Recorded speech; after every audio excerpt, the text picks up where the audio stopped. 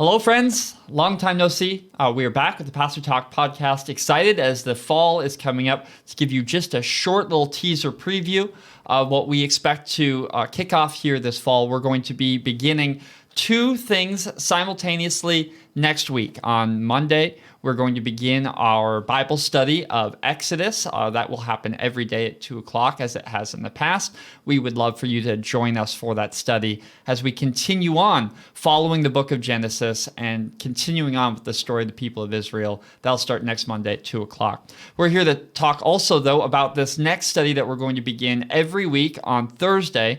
We're going to be releasing a larger study throughout the fall in which we study the Westminster Confession. And we're going to be looking at some of the history of that, but more so the theology, looking at what it has to say as we are Presbyterians and what it has to say about our understanding of God.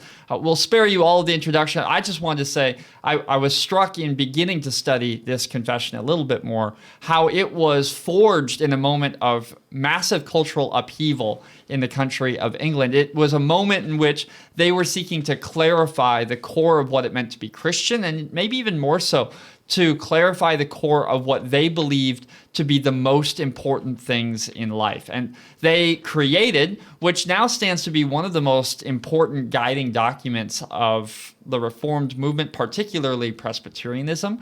And as we turn to it, I think we're going to discover both a substance of what our historic brothers and sisters in the faith have identified as the core of the Christian gospel. But if we are humble to listen, we will also discover a substantial voice as to what we might, as Christians today, need to hold on to as the center of the gospel and in our pursuit of the faith in the 21st century.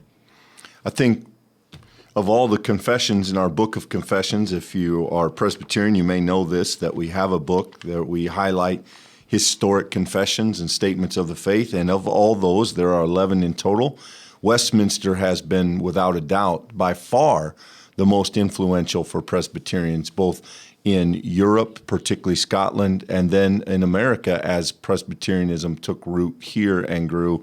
And it continues to be important to this day. It's used in different ways than it was historically, and we'll talk about that. But if you are my age or older, you may remember, if you were confirmed in a Presbyterian church, learning some of the Westminster Catechism. So it gives us a great opportunity to look at where we've been, what we believe, and where we are now. We hope you'll join us. I know that working your way through a catechism may not sound like the most exciting way you could spend your podcast time, but I do think if you care about the church and if you are interested in the Presbyterian faith, you will learn something here. I think this will be worth your time, and I'm glad we get the chance to do it together.